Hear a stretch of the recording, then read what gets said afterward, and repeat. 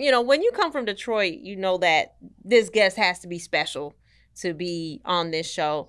The official, fucked it up. Let's start all over again. Hey guys, welcome to another episode of Eating While Broke.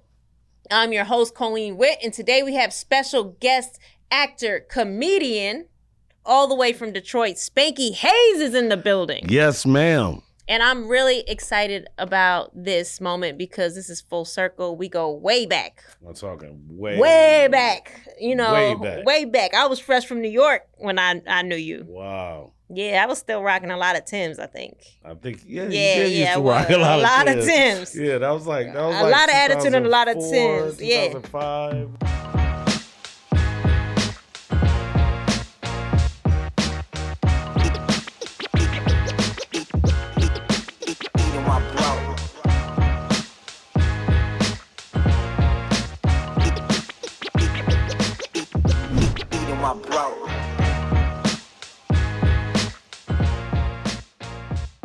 So we go way back, y'all. We go way back. And that's good for this episode because I know where to dig and search for all the crumbs. God help me. But speaking of crumbs, Spankey, we got to know what you was eating while you were broke.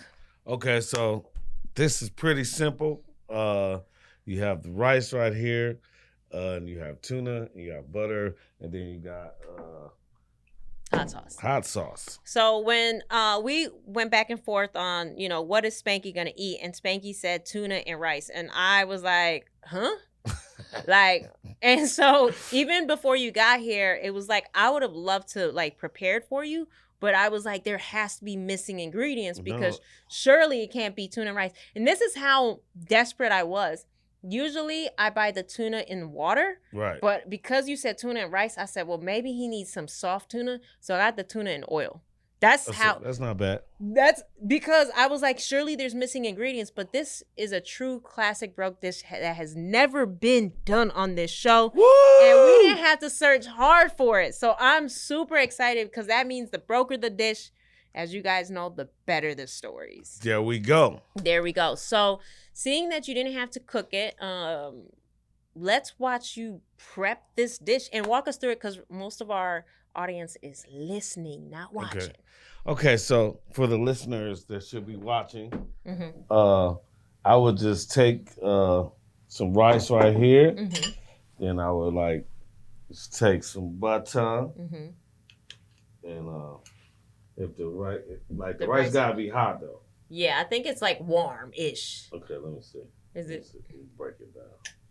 Yeah, it's melting a little bit. Okay. So you put butter in the rice. Okay. And then melt it so it can taste buttery. Yeah. Trust me, I'm a butter fan. I butter.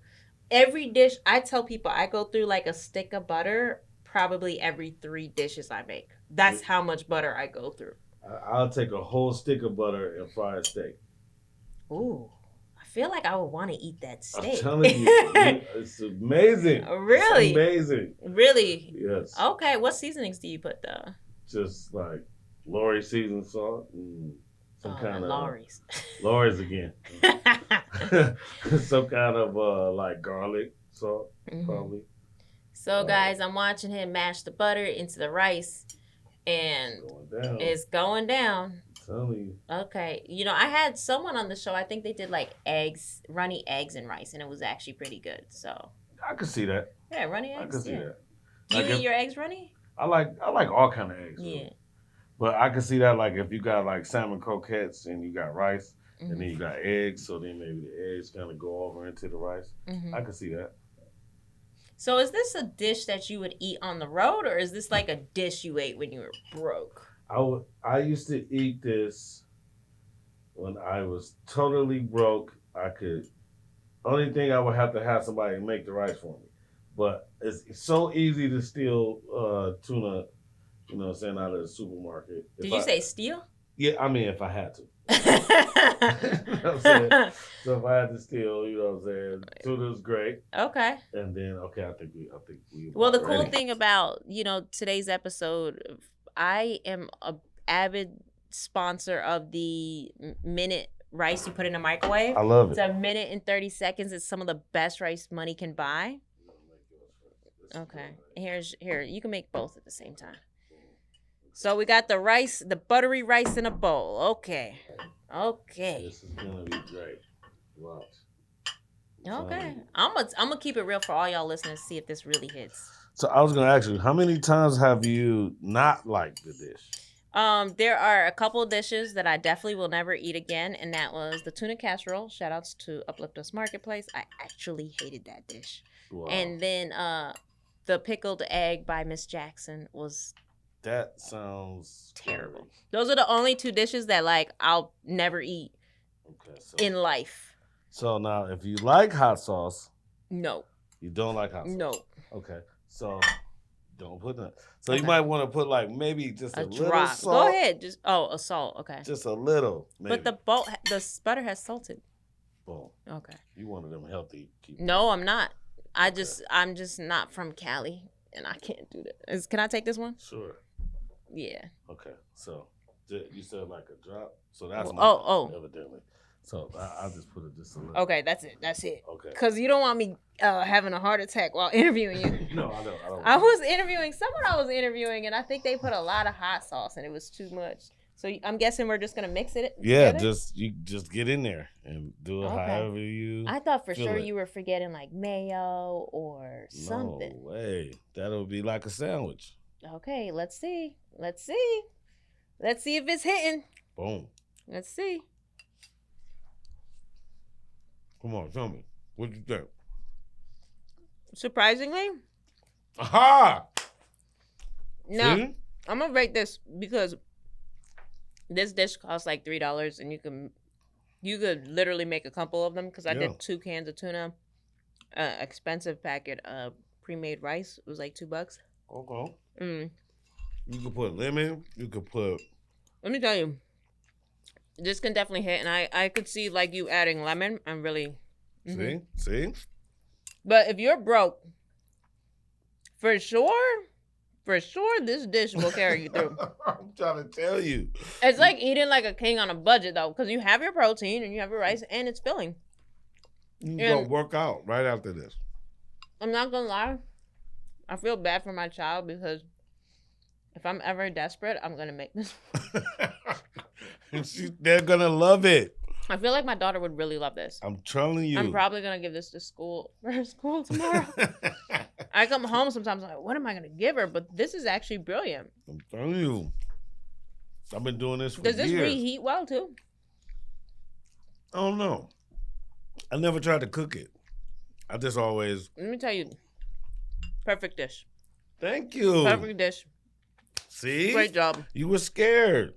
I was definitely scared. Because I was like, this dish is going to be dry as hell. But no, it's good. As long as it got butter and you got like some salt or like some lemon or this hot sauce, boom, you on.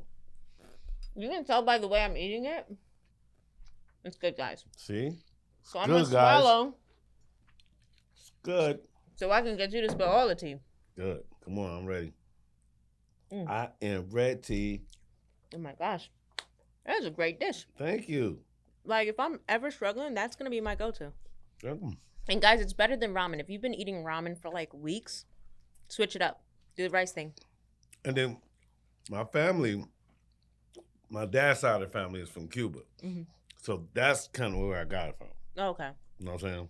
But they would do it like with Spam, but I don't like Spam. I tried Spam on this show. That's another thing. I'll never do Spam. Thank you for reminding me. I hate Spam. So those are my 3. We'll never do again. I hate Spam. I tried it. No. Oh, God. Spam is terrible. It's so salty. Right. Ugh. So I tried it with that. Mm-hmm. You know what'd be great with this? Like if you do the corned beef with the rice maybe? And an egg.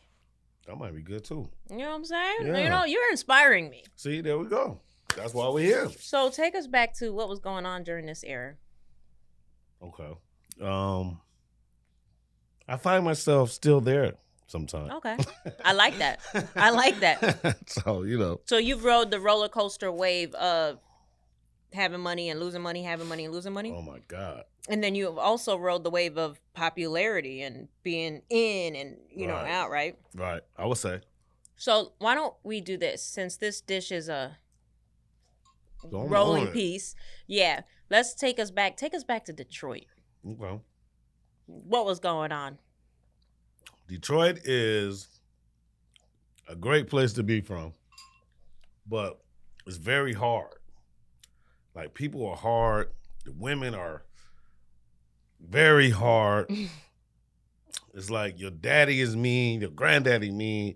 It's like that. It's like kind of like New York. Well, I'll tell you this. I went to Detroit and I didn't know what to think. It was like there was maybe a block where there was 2 houses that were legit, and then Right. like everything around looked like a bomb hit it. And if it was California, they would have revitalized the whole Exactly. thing. But you're like, wait, y'all lived here how long? And Yeah. it's still looking like this? And it's a whole city like that. I'm surprised when I go down to Detroit that people, it's so hard to see past your environment growing up in it. Right. But to get out of that environment, I have so much respect for people because it's like, Man. bro, you had to see through the dirt. Yes. You had to see your dreams through, like, I don't know. You'd have to, I don't know. Where do you get your inspiration from in Man, Detroit? Is it because- TV or? Yeah, because it's so violent there, and it's Mhm. so like, you gotta like sell. I don't know how far I can go on here, but you gotta like sell drugs, and you gotta like do weird shit. Yeah. You know, like from 16. Yeah. Yeah. So you're doing some crazy stuff to get money. And then most of the time your mother's at work because they have Chrysler and Ford and stuff like that. So a lot of people work in the plants. But if you work in a plant, you working like 12, 16 hours. So your parents are not around. Mm-hmm. So you grow up like really fast, like So extremely fast. you're growing up fast in Detroit. At what age do you decide I'm leaving? As soon as I graduated from high school, I said, you know what? I can't live in Detroit anymore. And then I was so disappointed. My grandmother lived in Harlem, in New York. So I would go there every summer. And then, like, once I was kind of too big, like, I could have either moved there or moved to L.A., but I just chose L.A. because I didn't know nothing about it. So, but what inspired you to move? Did you know you wanted to do comedy at that point? Or did you know you wanted to be in the industry? Like, or you Yeah. just wanted to run me away from Detroit? Yeah, I had to get the F away from Detroit. But I wanted to be an actor. Okay. Well, I didn't even want to do comedy. I wanted Okay. to be an actor. And I thought in Detroit, I couldn't like find a way to do that. It was like no outlets really. And then in New York, it seemed so serious. Yeah. You know what I mean? Like, Well, New York is also extremely fast paced compared to Detroit. very, Like extremely. it's like if you go from Detroit to New York, I mean, if you make it from Detroit straight to New York, I mean, you need like an Olympic medal because Exactly. the pace is completely different. I would, you know how I would get there?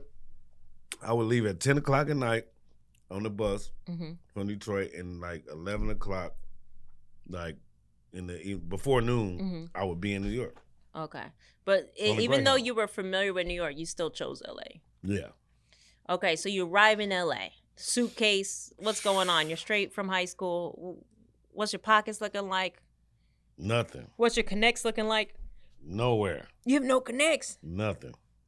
I just came out here. Okay, so you come out here, and I'm paint the like, picture. I'm gonna be a star. And I have my cousins. I had some cousins out here already, and they were like, "Oh, okay, we heard that before." But I'm like, "No, you don't get it. I'm gonna be a star." So it's funny because everybody I meet from Detroit, it seems like that is how it goes down. It's like like when I moved out from New York, I didn't have nobody to like camaraderie with, but I see Detroit people in the industry, they kind of stick together. Like they're like family. I do. It's like you guys have your own college, what do you call it? Like fraternity almost. Exactly. Oh, you from Detroit? Okay, what up though? Right, what up though? What up though? You second you hear that, you're like, oh, the fraternity just started. and you know what's crazy about that is like, it's so many comics that's from Detroit that I meet out here that I didn't know in Detroit, but they just instantly family. Yeah. We from Detroit. Yeah, you guys have a ride or die.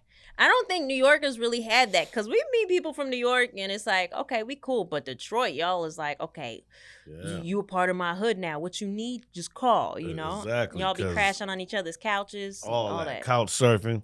I slept on thousands of couches. Yeah. Yeah. Okay. Trying to get this shit. So you're out here. How long would you say you were struggling before you got your first big opportunity? Wow. I would say about 5 years. 5 years. Yes. I of was straight out, struggle. yeah, of struggling. And you're only doing acting. You're not even doing comedy, right? So when I got to LA, I started doing comedy. And well, a little bit before that. But when I got to LA, I started seeing like Ricky Harris and all these big guys. And I was like, oh, okay. Okay, well, my bad. I'm really in comedy now. So I took it a little bit more serious.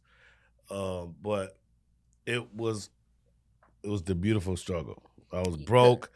I used to have to date fat girls that I don't like and to like survive, right? Yeah, to eat. Yeah. Stuff like that. That seems to be the Detroit player story of the year. Like, I feel like Detroit guys move here. They're like, well, let's find a broad. But it's weird because the culture in Detroit, you said the women are harder, right? Yeah, so you can't do that to them in Detroit. But in LA, it's like a land of the adopt your boyfriend. LA is like the prettier girls. They like give more. They're nicer. Mm-hmm. They're, so that's beautiful. Yeah. Detroit girls, there's some beautiful Detroit girls, but they're just so hard to talk to. The defenses are up. Yeah, well, because like Detroit it's kind of like New York, because you know how like New York girls, they walk with the headphones on, and you can't even talk to them. So it's kind of like that. Say? I'm listening to my music. Right. Then now they don't even turn around. Mm-mm. They just be like, yo, they just keep walking like, yo, what the fuck? But yeah, Detroit was horrible at the time. It was beautiful to be from there because I knew what kind of real life was. But then once I got indulged in LA, it was like I didn't go home for like 8 years. So my mom didn't see me for like 8 years. Oh, you didn't even go back to visit? No. Wow. So comedy scene in LA is notorious for not paying comics. Right. So and what I've learned through eating while broke, guys. See, you ain't even eating it. Is I can't because I'm going to be all up in your... See, you think you can sneak a bite, but when I hit you with a question, you're going to have to swallow fast. Right. All right. But what I've learned is, with the comedy scene, and you could correct me if I'm wrong, but it seems like you got to pick your comedy club and kind of work it to death. Right. And that's your loyal club, and then the rest you're like a little pop-up. So which was your loyalty club? I was extremely lucky when I first came here. I was like, 17, 18, and I did a Fat Tuesday. My cousin, damn, I'm sorry. My You forgot your cousin's name? Yeah, that's what's so funny. That's what's so funny. My funny, Keith Washington is my cousin. Okay. So he always tell me don't call him older cousin. Don't say I'm your older cousin. Just say I'm your cousin. Okay. So that's what's so funny about that. But my cousin, he took me around, like he took me shopping.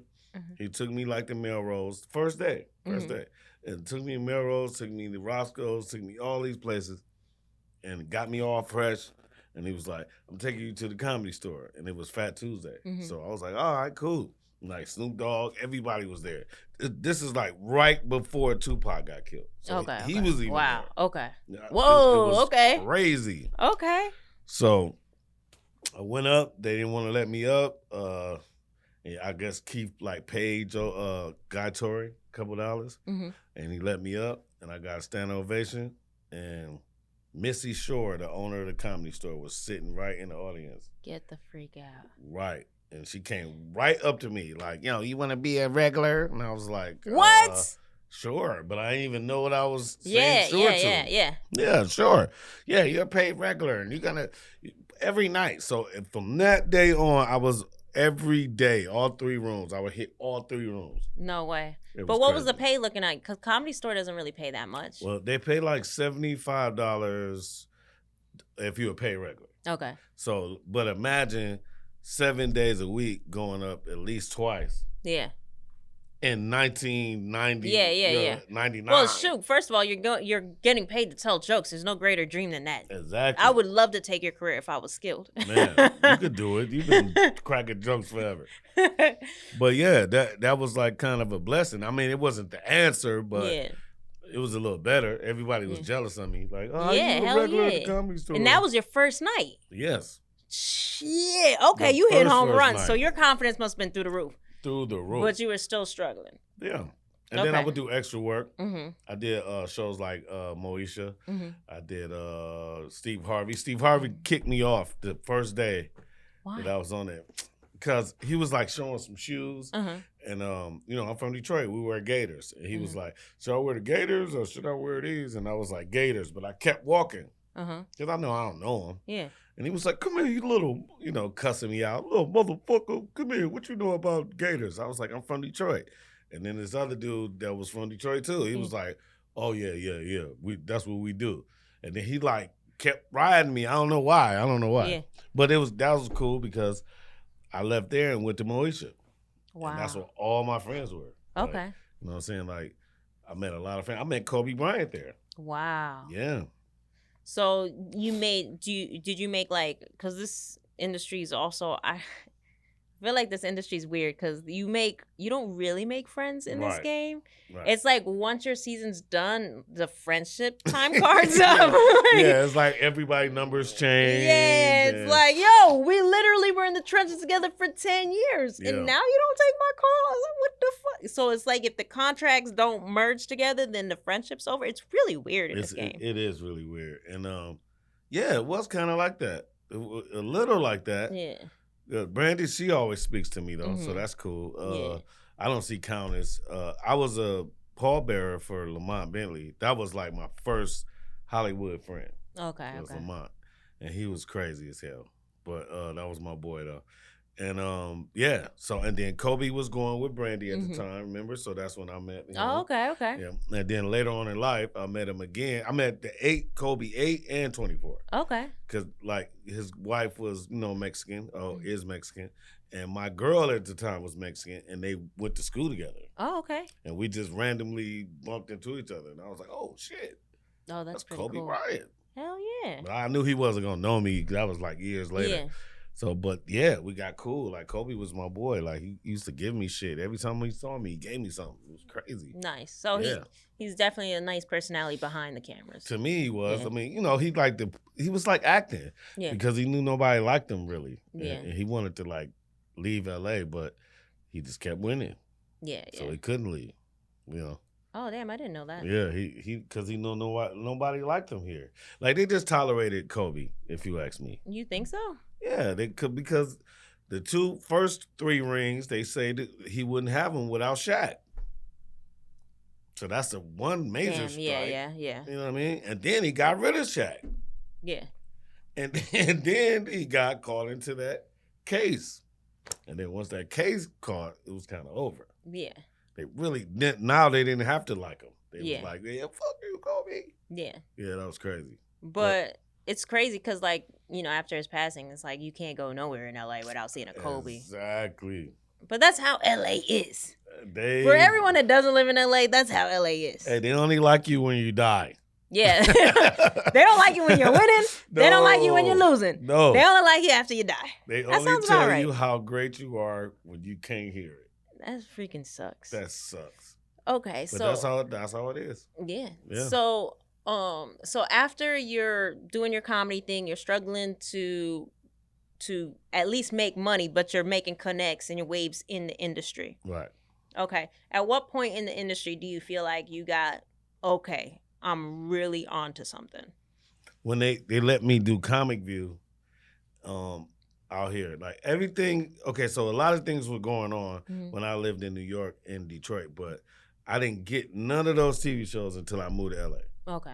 So it was like, to me, it was the best thing I could have ever did.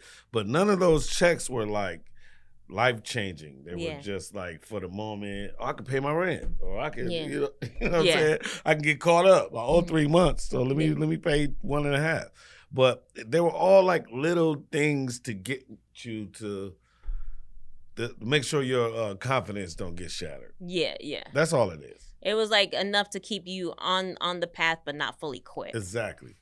Like, to keep you interested. Yeah. Yeah. I feel like there was a part, I mean, obviously, well, you and I go back to the Nick days, but I talk to you about this all the time. I was very young. I was like 22 to however old, but I remember seeing grown-ups like struggling. Yeah. Like and I'm a young person. I'm like, if y'all struggling, like, right, what? bright future. Yeah, I was like, shit. You know, I'm starting to get in my late 20s. I'm like, shit, I may have to book it soon because this ain't looking too promising if the 40 and 50-year-olds are in the closets. I mean, literally sleeping in the closets, sleeping in closets, and living other and people's getting closets. skinny. Yeah, and that was like, for me, it was like, yo, what are you in it for? And I started to come to the thing that like maybe some guys were in it for girls or status, but it definitely wasn't about money.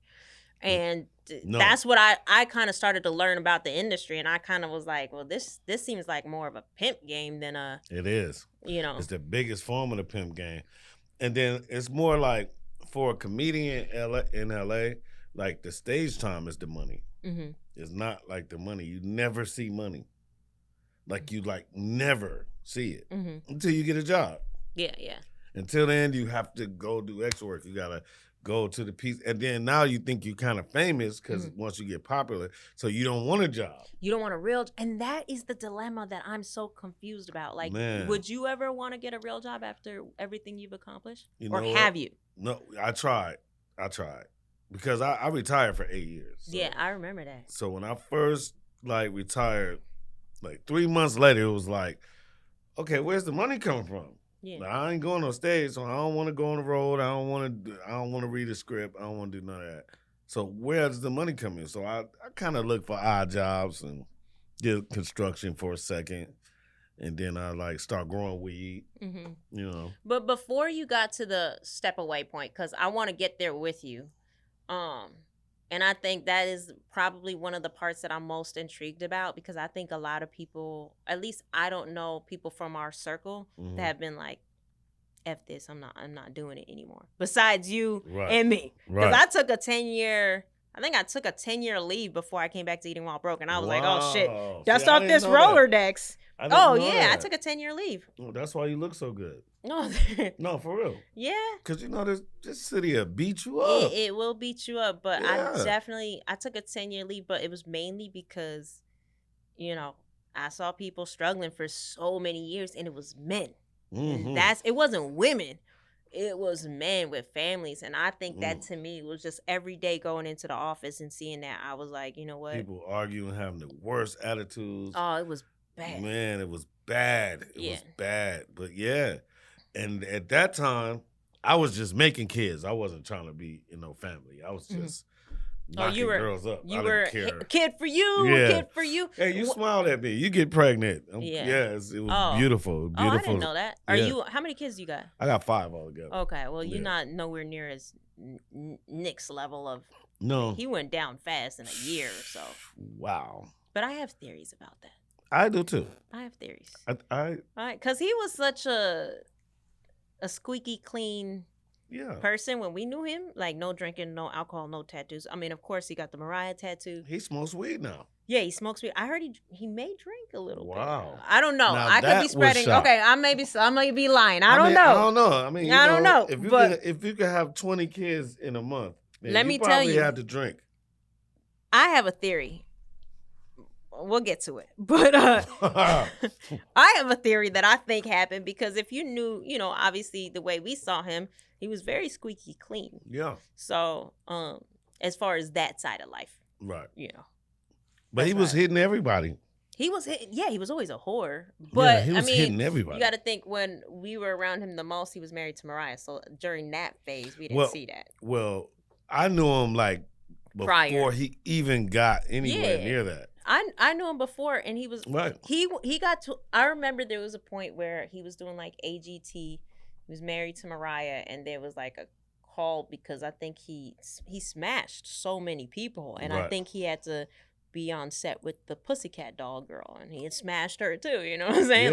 Yeah. It was what lady has he not smashed? Yeah, I heard that he was on a date with the Pussycat girl and saw Mariah and was like, "Here, here's some cab money." There was in New York. Oh. Here's some cab money. I gotta go do something. Oh, okay. Okay. Yeah. I didn't know that story, but I've always known that he was a woman's I don't think a lot of women. Shit, there was points where I don't want to get into it. Say it. I remember there was a point when I think Caleb got a couple calls because some of the chicks would show up to the studio. I swear to God, they would be wearing a paper thin dress and nothing under it. And they was there trying to get on the show. They was trying to do something. Trying to get on the show. Shout out to Nick though. Shout out to Nick. So take me back. So you're riding the wave. Right. You're starting to build up momentum. I think you came out here in the 90s, you said? I came out here in 96. Okay. So back to Nick Cannon. So then that's when I meet Nick. Mm-hmm. So we're still young. Like, okay, so I was like almost old enough to get in the club, and he was like not old enough at all. Yeah. So they would make us go to like the kitchen, stay away from the like alcohol. Mm-hmm. We couldn't be around alcohol. So it's like, so that's how we like got cool. Mm-hmm. We came up, like bond, like that. So it's like, yeah, well, if you get on, I'm gonna get on. If you get on, we did that. Mm-hmm. Damn near blood sacrifice. Damn near. So it's like, so that's how we were still friends in those times when I met you, because it started from the beginning. And and so when I met Nick, we were both trying to like do something. And he was trying to, I was like, no, don't do extra work. You don't need to do that. Like, dude, you're gonna be something. Like, trust me. Was this now prior to Drumline, huh? This is before Drumline. Yeah, okay. Yeah, this is before, he didn't have anything going. Yeah. He was just like, going to Soul Train. Yeah. And then if they don't, you know how I used to do Soul Train. Yeah. Oh man, the Soul Train hustle was real. Right. So if they didn't pick you, then you had some.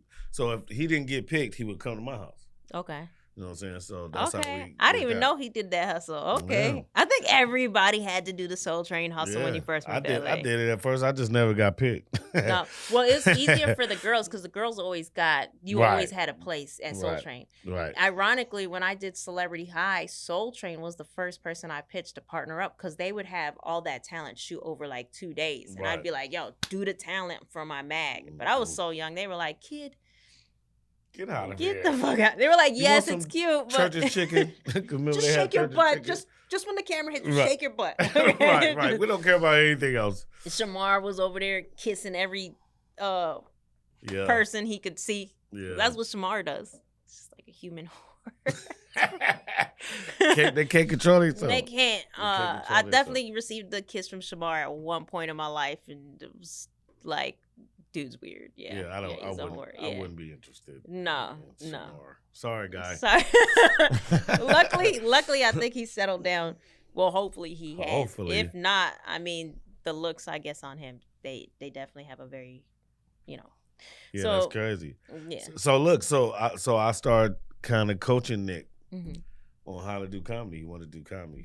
His first manager name was Sam, and he was from Detroit too, an Arabic guy. Yeah. So that's how I met Nick, through his first manager. So, but anyway, long story short, we and he wasn't writing for Nickelodeon at the time either. No, he wasn't doing any of that. Okay. So you catch him right out. So that's why you guys were so close. Okay. Yeah. So and then eventually he started getting gigs, and I would ride with him and just be with him. That that's my brother. Mm-hmm. So and then from that went to me doing more stand up, and then I had a group called The Other Level when we came out here. 3 of us, all from Detroit. And we were doing like Wildin' Out on stage. That was like the beginning of Wildin' Out. So then Nick got a deal and hired me. Okay. So now, did you know Niall at the time too? Well, or did you guys meet Niall later? Much later for me. I don't even know how long Nick knew Niles, but I met Niles like when we started production. Okay, That's when I met Niles. Yeah. But Niles been there from day one too. Like, he was the first head writer, and now he's CEO. How about that? He's the CEO now? Yeah. Get the fuck out. Yeah, what? That's crazy. I didn't know that. Yeah. CEO. What? I know he was. I'm not sure about today, but Wildin' Out. What? He's like the head guy at Wildin' Out. Him and Goldman. Yeah. What? Yeah. Okay, crazy, I didn't know that. He came up. Okay, yeah, because he was on here and he did share that when Nick got his record deal, he was like the road manager for him for a while. Yeah. Niall's been down forever. Yeah. So like me and Nick kind of so before became Nick Cannon. Mm-hmm. And then when he became Nick Cannon, I saw him again. And he was like, yo, where you been? Yeah, you need some money? Yeah, come on. Yeah. Great. He was like, yeah, I want to give you a job, man. Come on, just hang with me. And so, but I was on the road a lot at that time. So I was seeing when I seen him, but then when he got wilding out, it was history. That was it. But my other 3 partners were kind of mad about that because they felt like they should have been on the show. But they never were though. Okay. Yeah. So that made it look like he kind of stole the show. Okay. You know what I mean? So. Oh, okay. Yeah. And Nick knew everybody too. Yeah, He knew all of us. We were called the Other Level. You can Google it. We had deals with Will Smith. Connects to Nick again. So you guys were doing the improv show, and then we would like do skits. We would do improv, and then we would rap, and then we would sing a song. So don't that sound like Wildin' Out a little bit? That is exactly what Wildin' Out sounds like. Thank you. So then he recruited you. Right, because I was the leader of the group and his friend. Yeah, of course. And then, so he ends up getting a show deal. He puts you on the show. Right. Of course, you're friends, so you're like, whatever, no need to. Well, I had to take care of them for a while. The 3 other guys? Yeah, because we were all in L.A. starving. Yeah. And now our show has been done. Our show is happening, and I'm the only one on it. So I had to kind of. Yeah, to keep the peace. Yeah. And then there's family too, so I would have did it. Do you think Nick felt some type of way about it, or he wasn't friends with them, so probably he was friends with them, but I think Nick tried to just forget that. Yeah, like it's already moving. The train is already moving. So, let's not forget what we left behind. Let's just keep going forward. Yeah, that's the Hollywood talk. But you know what I'm saying.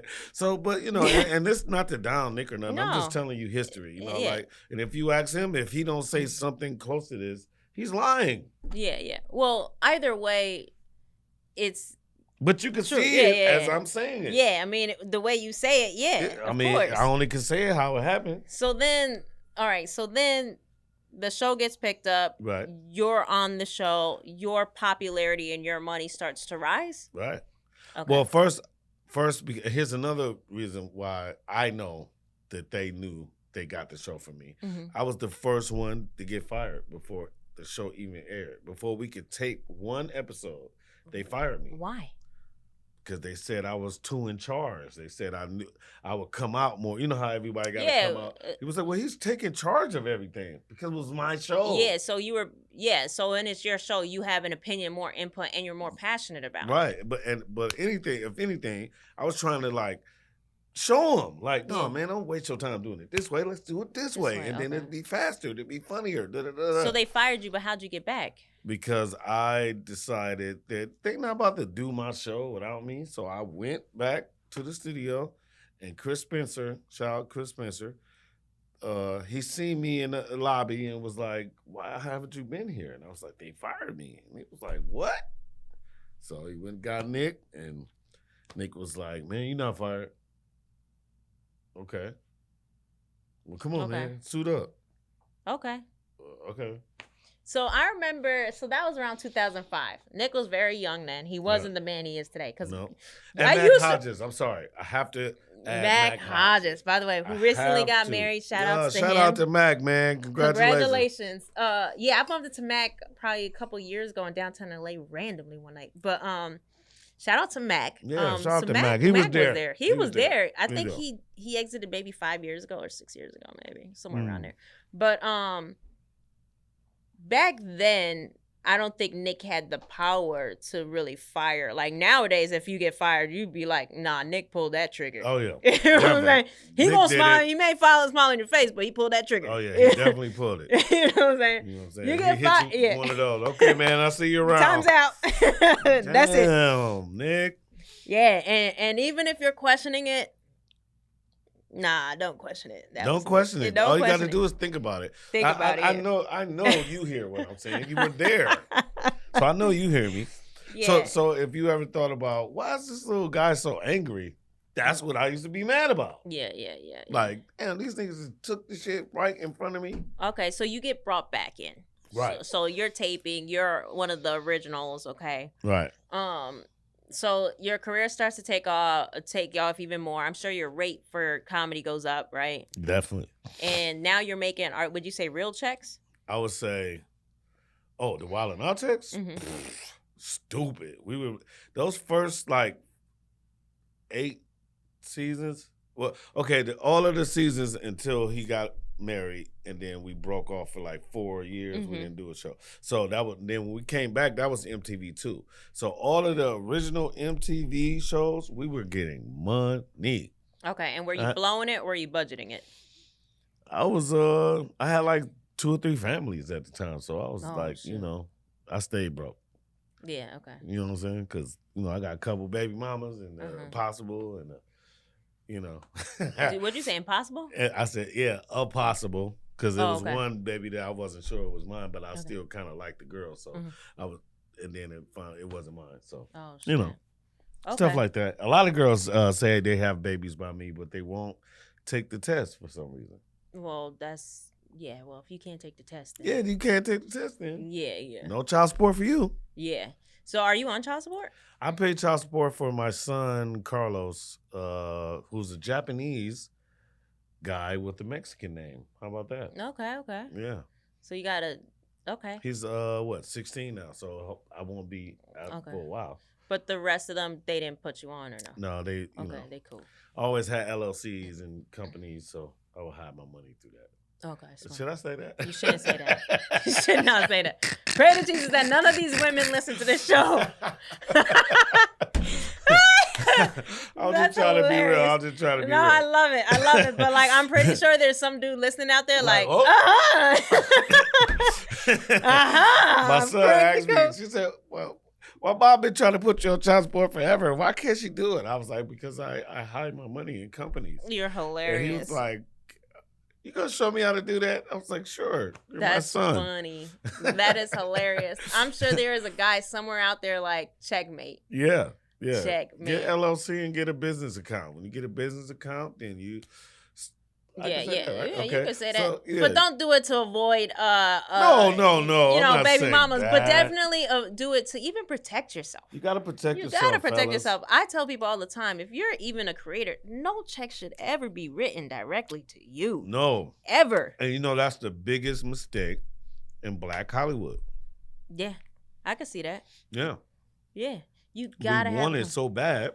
It don't matter. Yeah, just write me the check. I signed it right here. Yep. Give me a check right now. And the crazy thing is, like, the other thing, every time you fill out a W-9 and someone's paying you guys, and it's $200, it doesn't matter how much it is. Think about it. You're signing a W-9, you're going to get taxed. And if you're getting that check written directly to you, you're going to pay double the tax than you would as a corporation. I swear to God. So you got to get incorporated, man. Immediately. Make sure those checks are not written to you. No. I don't care if you got to tell them delay payment. Do not get that check written to you. Right. I can't tell you how many times I've taught this lesson and nobody people won't take it. They don't take it. Even my own crew, Katie and Jared, I done told y'all to get a corporation. Shout outs to y'all. Shout out to y'all. Get an incorporation. I preach it all day to be like, you know what? This year will be the year, and they never do it. No. The day I send the money to a corporation will be the proudest day of my life. But right now, they're gonna pay double the tax. Gotta get that. They gotta get that. So that's what I've been doing for years, and it worked for me. I can't say that I made that much money to hide, but yeah, I was starving. You know how this shit go. So cool. You were breaking off these other guys. Your career's taking off. Your career's taking off. Everything's going. I'm on TV every day. Okay. Now, do you start to pick up vices? What you mean, like cocaine and stuff like that? Yeah. Can I say something? Yeah. It was like. Okay, here's the thing about me and drugs. Mm-hmm. I like drugs. Mm-hmm. Can I say that? You can always say that. You can speak your truth. I love drugs. Okay. I love them. Mm-hmm. I mean, mushrooms, I still take them. Okay. I think I'm still probably high right now of mushrooms. Okay. Cocaine, I can't do as much because a lot of people died of cocaine. But it was a point where I used to like it.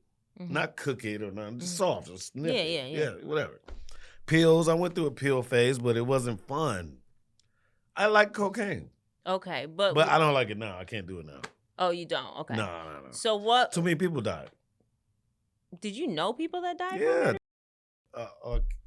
Okay. Probably can't say that. What? But Yeah. comedians. Mm-hmm. Comedians, I don't want to name any names. I don't want to slander anybody. I think this is what I personally think. I think cocaine mixed with the shock, you die. Yeah. That's what I think. Well, okay. So the reason why I brought that up is because I feel like, the devil works in mysterious ways, whether it's girls, drugs, or whatever. And I had to bring that up because, like I said, there was a point where I knew men in the industry that were broke. And I started to get to this point where it's like, if you're broke, then there's got to be another vice that you're getting some level of achievement from to stay in the game. Yeah. I mean, being around motivation. Being around Nick, it was definitely, you hang with Nick, you're going to get free punani. Yeah. Hanging around Nick, you're going to get free status. But, even with that, you had to still be smart enough to figure out how to make money off of it. Right, because that was like before clout. Yeah. So it wasn't like we were getting Instagram fans off of it. It was just more we had to learn how to make money from it.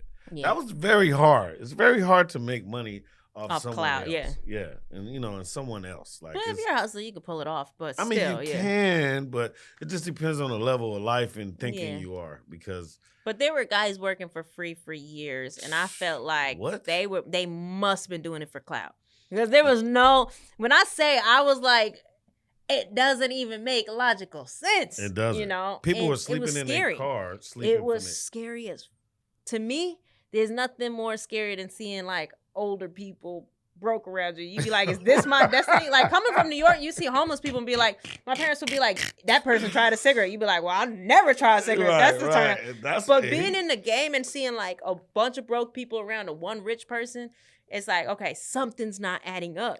Right. And then here's this too, like, to be the only person with a sandwich and it's all these hungry motherfuckers around you. Yeah.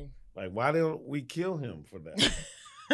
like it's like a little rule, like, don't kill the person with the sandwich. It was. He's gonna give you a piece. Don't worry. Just have faith. I've heard stories about people begging the person with a sandwich. Oh yeah. And they'll do it.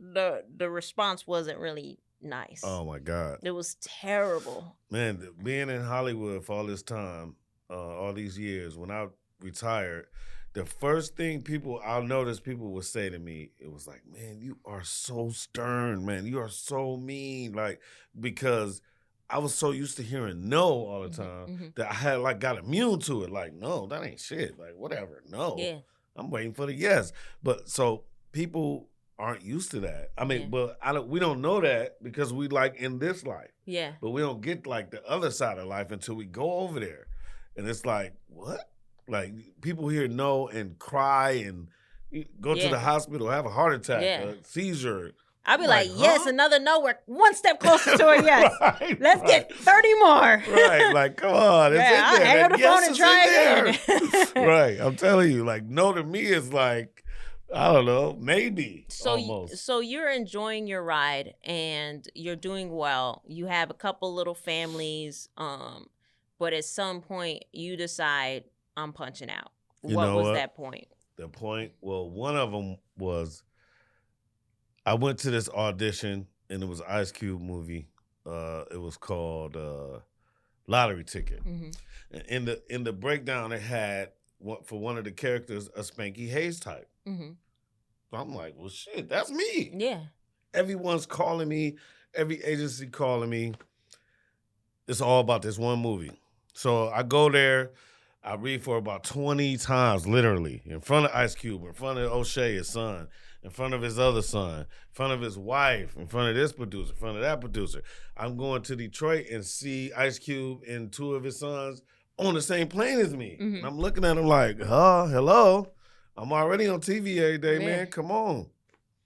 So, make a long story short, one day I went and read, and the lady said, you didn't read it like you would normally read it. I was like, well, I did this like 30 times. Like, how many times do you want me to read it? And I was like, and it says in the breakdowns, a Spankey Hayes type.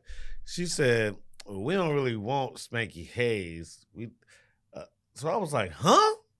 So I was like, so you rather have a Spankey Hayes type Then But the real Spankey Hayes? Yeah. So they wanted like some kind of stereotypical version of you. Yeah, so I just kind of kicked all the computers down in the room and knocked all the shit down. And No just way. kind of, it's kind of. Were you it was high or bad. something? No, or I was just. You were just pissed. I've never heard a person say, we want someone just like you, but not you. But not you. I was like, what?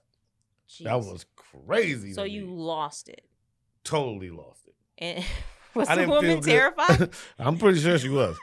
I probably was blackballed after that, but I didn't feel better about that until I watched Straight Outta Compton and saw Ice Cube go in the room. And let me tell you something. My favorite scene in Straight Outta Compton was the scene when he took a bat to everything, right? And it was mainly because when we had the Celebrity High days, I had all these sponsors, and they would take forever to pay. There were some months where I'd be like, Nick, I hate to come to you, but man, I can't afford my rent this month. Like, I got money owed. I just don't know when it's coming. And I was always in that position of like, I want to go up to this person's office, be like, motherfucker, you will kill my company. Give me my fucking money. Give me my money. So that was like literally my favorite scene. But yes, okay. So you saw that scene, and then I felt better. Okay. I was like, okay. But do you think that was a real thing that happened?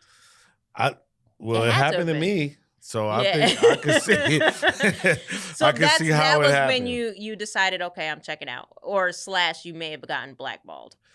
I was thinking maybe, but see. Did you try to apologize afterwards? No, I never reached back out to him. Only reason why I even wanted to watch the film is to see who they picked instead of me. Okay, and who did they pick? I don't even know the guy, but he's the guy. Remember, he was like the Debo guy, the guy who kept taking the tickets away. Yeah. So I was reading for that part. Okay. And they kept saying, well, you're too funny. And what? This is a comedy. That's crazy. It was crazy. But I could see that being like a trigger. Like, you want someone like me, but not me. Like, like, come on. F you. I'm about to break all this shit in here. So it's like... I wish I could have been a fly on the wall to see that shit. You know who was there? Who? Okay, so remember in Destiny's Child, it was first of all, it was 4 different ones. It was Kelly, it was Beyonce, and it was 2 other ones. Yeah, a it was shorter like one, Lativia and some other else. and then the other one who became an actress. Latoya or something. She was okay. So when I walked out the door, she was sitting right there. For real. I said, "Oh, I like your shit, man." She was like, "Whoa!" She looked at me like, "Wow, you're a trip." Like, so yeah. So that's hilarious. So at that point, I was mad about that. So I was like, I don't want to really do this no more. So then I went on a road a couple times and I didn't really feel it, so I didn't really do as good as I normally do. So it start kind of, And then Nick Cannon brought it Wild 'N Out back, so I went. That's when it was in New York, and the checks were less than half of what they usually. Damn. Okay. So I was like, So all of these signs is like, man, quit this shit, man. Do something else. Like, I was already famous. I already been famous for years. It was kind of my turn to kind of break off from them anyway and do my own thing. I just didn't really know, and they weren't really giving like jobs at that time a lot. So, boom. So I got a podcast right after that. I was one of kind of like the first people to get a podcast. Okay. It was called the Spankey Hayes Show, and one day I had asked.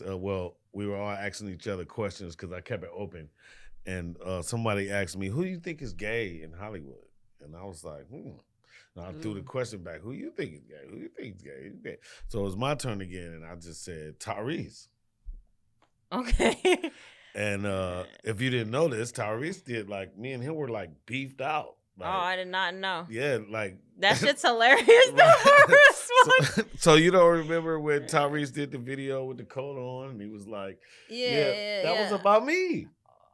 Oh my goodness. Because I said he was gay, and then he heard that I said that, and he did a video, and then I did another video, and I went on TMZ. That's hilarious. Yeah. That's hilarious. Yeah.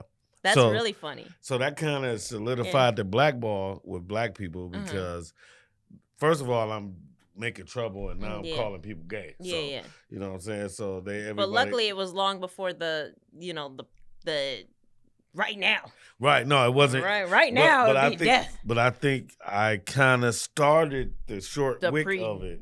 Oh, don't tell me you're the creator. I think the I possible creator of cancel culture when it comes to LGBTQ. I want to say I was one of the first people. Like let's rally a group of lettuce. Right. Now, but here's the thing. My cousin is gay. I have a couple gay friends, a lot of gay friends actually. You know, I was raised in Hollywood. Yeah. So people know that I wasn't gay bashing. No, so it was a simple. Yeah, it was just me calling somebody else. Yeah. But he got so mad about it that we beefed out for a little while. So that helped me retire. Okay. Because I was like, okay, so at least I'm on a high note. I'm still on TMZ and I'm still doing this, but I don't want to do this no more. Yeah. So, and then I got a family, which I love so much. My wife is my beautiful wife. I don't know what I would do without her. She saved me from Hollywood. She like literally saved me. Like no bullshit. What do you mean by that? Because, okay, well, of course she knew who I was. Yeah. When we met, but I would tell her like, look, call me Carlos. That's my real name. Yeah. You know that. I know that. So call me Carlos. Don't call me Spanky. Like, I'm not Spanky. I am Spanky, but just call me Carlos. And it's like, I was like teaching her like the real me. I was like, look, if I wouldn't have left Hollywood or met you, I would still be there, and I would be nothing. I would be like a junkie, one way or the other. Wow, that's a deep statement. Yeah, because Hollywood is a fix. It's not real. Yeah. It's like a fix. It's like a big ass check you get one time in your life, and you keep trying to do the same thing to get another check like that. To get another hit. It's almost like chasing a high. Exactly that. That's what it is. Mm-hmm. And then the more people see you, and especially like when we were coming up, like 90s, early 2000s, it was a lot different. Like appearances meant more. Yeah. Like back in those days. So it's like now it's like nothing. Instagram era. Right. Well, I feel like it's funny because now that we have Instagram, like in the era that we came from, it was definitely more celebrity driven. I think Instagram came out in around 2012 to 15 or something like that. Okay, damn. I was gonna say like 3, but no, it wasn't then 3. No, it definitely wasn't 3. No, that was Facebook. Yeah, was Facebook. or MySpace. MySpace. It was MySpace. Right. Facebook came out later. later. You remember we used to hang out with Tom from MySpace? Yeah. Yeah, I tell people that all the time. But now we're in the era where Instagram is, and I fear for the world we live in now in the sense of like people that aren't even celebrities are chasing highs from likes and follows. Can I say this? I fucking hate Instagram talent. Yeah. I'm not into it. They're not funny. Mm-hmm. They just stay on the phone all day. If it was that simple when I was coming up, I would be a gazillionaire. Yeah. So I just feel like that Instagram non-talent stuff took away the struggle of it, like the getting to know people and sleeping on people's couches. Cause like at the end of the day, it's not about talent. And that's another thing that broke my heart when I found out. It wasn't about how funny I was, and it wasn't about how many times I was funny. Because in LA, they judge you. Yeah. I've seen you be funny like 30 times. They judge you. They say shit like that. So, but once I found out it wasn't about that, it's about relationships. It's like Hollywood is about relationships. You hit I think, and keyword Hollywood, because I will say, I don't know how New York is because I haven't really moved in the industry out there, but I will say LA is all relationships. It's all relationships. It's just like when you get something, you're a producer, you stuck to it. Now you're on whatever, the biggest show out. And then you see me, hey, what's up? Yeah. That's how you get jobs. Yeah, but you want to know something that's tricky about the relationships in Hollywood, and this is kind of what I was touching on earlier. It's very, like, fluid. There's no deep connection. I mean, there's few, like, even from Incredible, I walked away with deep connections, but the people that I were even closer to, I didn't walk away with that deep connection from them. And you're like, wait, I saw you every day for 10 years. Like, Right. But I mean, there's a secret respect, I guess you'd say, like honorary respect. I would say that. But even Nick can't get your ass on our show, but like get your ass on the show. Get your ass on the show. But like the truth in the matter is like it's that honorary respect. It's like, yeah, you'll see the call, maybe you'll respond, but it's like if I'm not hot or we're not doing something together, there's no co-ownership, then maybe we'll pass to whatever's more convenient. But I definitely hate that about Hollywood. Yeah, Hollywood is they only hire the green, like people who don't know that they're being took. Yeah.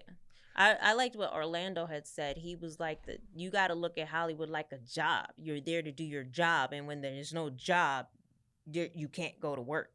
That's it. And that's how he said it, and I think that was the best way to deal with it. But I think people coming into the game don't quite get that. They don't get it. And here's another thing they don't get. Like you're emulating. You're not. That's none of the stuff that they do is original. Mm-hmm. On TikTok, you could put up a video and with your voice, and I could use your voice on my video. Mm-hmm. So that means you don't even have to use your own voice. Yeah. I can get more hits than you. So that's crazy. Like, that's absurd. Like, I don't even, and then they don't even know where they got the material from. They just doing it. I get publicity requests all the time for Eating While Broke, and the email will say, this person has 15 million TikTok followers and is about to release the EP. And I'm like, wait, but it's TikTok, where people are infamously like just voiceovers. Right. Like, come on, you're not famous, man. But eyeballs equal dollars or what have you. But I definitely think that the industry has become diluted. But you're back in the game. Yes. So now that you're back, I want to know what made you come back, and I want to know what you got coming up. Well, I came back because I was going crazy trying to be normal. Really? Yeah, I wanted to be a normal guy. And the more I was getting into it, oh, man, that's not the life for me. Do you think it's because Hollywood kind of got you in the habit, and this is the devil's advocate, of chasing the high? I was chasing the high. Because normal life doesn't get that many highs. Yeah. Yeah. I didn't even know I was chasing it, and I was chasing it. So it was crazy because I'm still like famous. And by the way, guys, famous ain't shit. If being famous is nothing, they're either going to give you money or they're going to give you fame. If they give you money, that comes with a job. If they give you fame, then that's just, the fame is going to wear off before you spend your money. And it doesn't even equal money. Fame doesn't equal money at all. And it's never both of those. Like, in today's age, is a little bit more than in the beginning of the 2000s. Mm-hmm. Like Kevin Hart is definitely rich and famous. Nick Cannon is rich and famous. Dave Chappelle is rich and famous. Who else? Yeah, I will say this, though. I feel like there is and boy, this is probably going to get me, but I do feel like even with the people you named, there was definitely a lot of white backing it's and all playing white ball. backing. And that's kind of what kind of led me to my theory about Nick a little bit, was like, there's a lot of power plays behind those big people. Granted, Nick definitely plays chess, not checkers. That dude, he could teach a master course of how to move in a room full of vultures. I think so. Like Jay-Z, but he became a vulture. That's he, what Nick is now. He's the vulture. I don't know. I mean, in a good way. I'm not saying nothing bad. No, that's my brother. But I'm saying he's adapted to the sharks. Well, yeah. It turned him to a shark. Yeah. I kind of think maybe he was always a shark. He was always a shark. He was always a little shark. I would say this. I'll say this. One thing I learned about Nick, and I try to tell people, is like, Nick's watching you before you even know he's looking. Oh, yeah. Like, he'll read you, but you think he didn't even see you in the corner of the room. He saw you. Oh, yeah, he saw hours ago. Everything. And he's listening. He's listening to everything. He is. And that's one thing. And then I think, and I think it's dangerous in this industry is ego. I always tell people, man, you got beef. Don't put it on no email, seeing people. Don't put in a group text. Don't even tell nobody. Just go direct to source, because that's it. Or it's going to be all over the place. It's going to be over, it's blown out of proportion. But listen, back to the internet comedians. I feel like the reason why I don't like them is because it took a lot of my confidence and a lot of, not my confidence, but my structure and my blueprint to comedy. Like, I did comedy like fearless. There's only a few people like me. I would say I got some of it from T.K. Kirkland, and but in my own version of it. And then I would say something like Corey Holcomb is kind of ballsy that in a sense, but he went further because I wasn't there anymore. Nobody was there anymore, so it was nobody calling people out. It was nobody being real, and that's what it is now. They took that. I feel like I'm like Lil Wayne, like because like all the comedians now are like my sons. They took all stuff from me, and they don't even know who their daddy is. They don't even care who their daddy is. You're hilarious.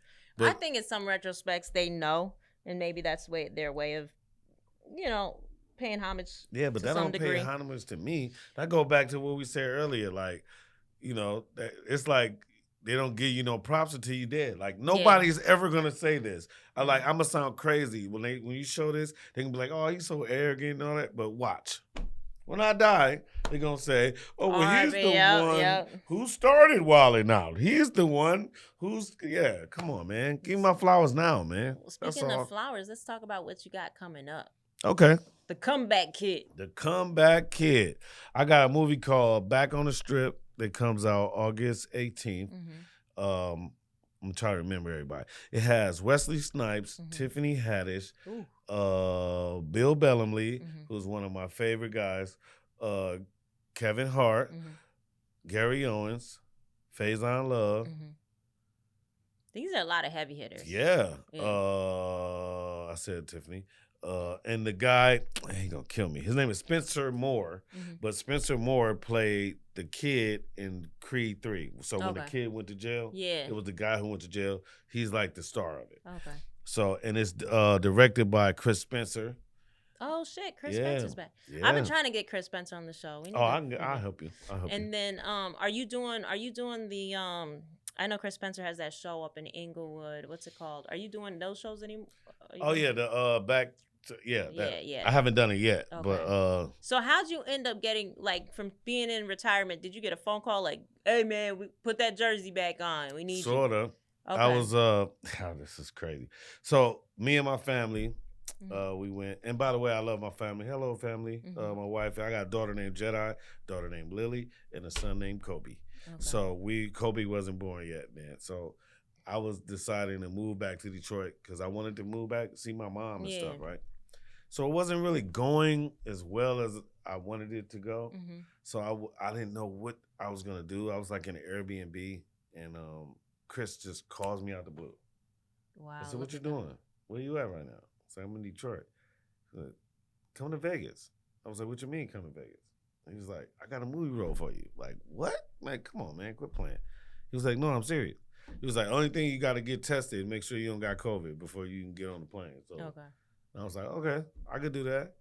And they paid for my plane, and I paid for my wife and daughter's plane, and now we back on the West Coast. Wow, that's crazy. That's beautiful. And that was like a year ago. That's amazing. Yeah. So now you back. I'm back now. And I got other movies coming out on Tubi and stuff like that, but I don't count Tubi. Tubi actors, you are not a real actor. Don't say that. If you don't get checks from SAG, you're not real. Wait, Tubi doesn't get checks from. No, that's like bootleg shot. I mean, nothing against them. Yeah. Because I've done some Tubi movies, but does Tubi pay decent?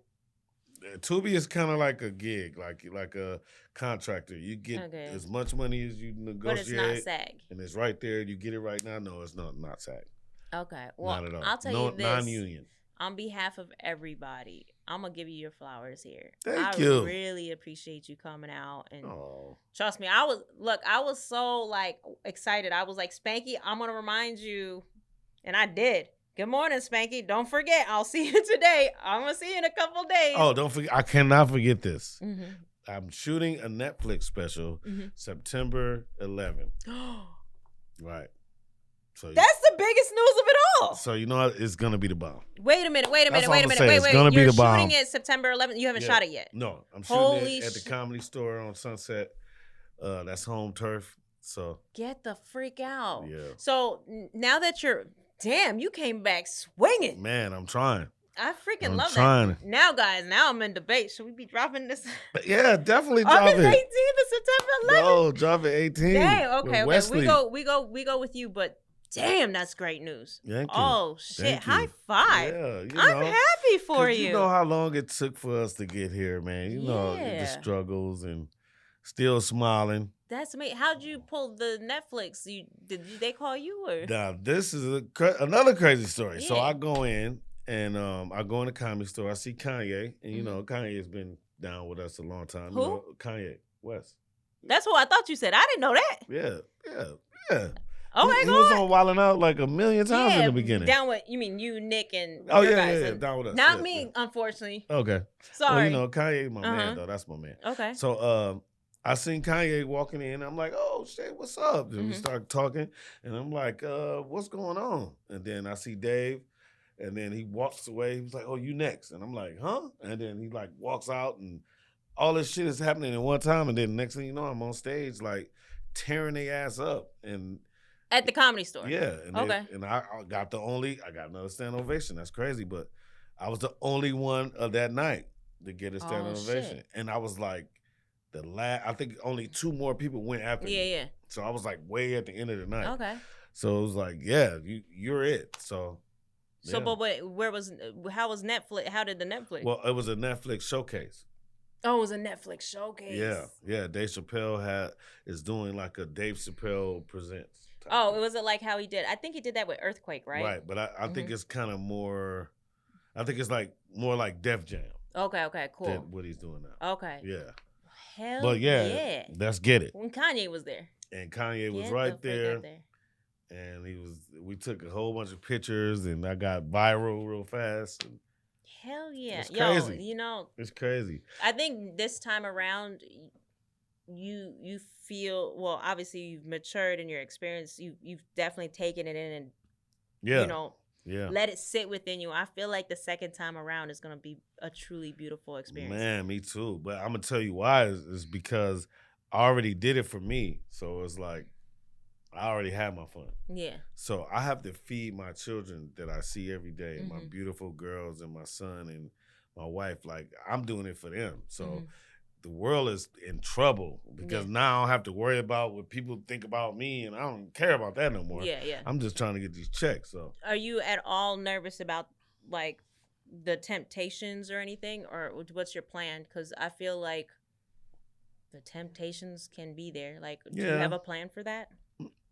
No, I'm so like in love with my family that I feel it every time I talk to you. Say that. I mean, I would probably just try to talk my wife into doing it with me. You're hilarious. I mean, but I wouldn't do it by myself though. Yeah, but no, I feel like every time I talk to you, the way you talk about your wife and your family, like I hear it. Like, yeah, they saved me. They saved me because like even in California working in Hollywood, I only could find a baby mama. That's it. And then as soon as I went away from Hollywood, I found my wife. So I'm like... And you met her in Vegas? Yeah, I met her in Vegas. That's awesome. Of all places. Shout outs to your wife. Yeah, what's up, Shay? Happy birthday. Yeah, Shay Hayes. Yeah, Shay Hayes. Well, thank you so much for fixing me the brokest... Okay, did you like this for real, though? I did, but this is the thing, okay?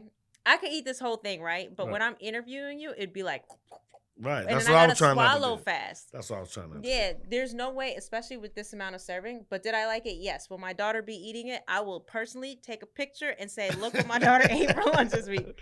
I'm telling you. It'll probably be tomorrow's day. I promise you, because sometimes I'm so desperate for like, what am I going to make her for lunch? And it's so simple. A little bit of salt. The only thing I may do is maybe boil some broccoli and put it in there. Okay, I can see that though. You know, I can see that. To round it out. I can see that. But overall, as far as fast, on the run, less than 20-minute mom meal, shit, if you're trying to throw your kid out the door, this is going to hit. And they're going to be full too. Yes. How can people keep up with you? I prefer that they don't. But come on, you back. Okay. Well, official Spankey Hayes is my Instagram, and Carlos Hayes is my Facebook. Okay. Yeah. Okay. That's about it. Cool. And I'll be checking in, and I'm going to be giving you as many roses as possible. I definitely want to come out and support any opportunity I can. Please do. And I would love to come back to this show anytime, man. Anytime. Hell yeah. Shout out to Charlamagne the God. I just want to thank you, Charlamagne, for making me Donkey of the Day 2 times. You know what I mean? I got 2 times. Thank you, Charlamagne. Yeah. Hey, you know what? whether it's bad press or good press, it's still press. I just called it the Bobby Brown. Bobby Brown, they talked about him bad and good. It didn't matter. Yeah, it doesn't matter. As long as they talking about you. Exactly. But you're back. I'm back. And we're excited to give you roses now. Thank you. Thank you guys for listening. Peace out. Peace.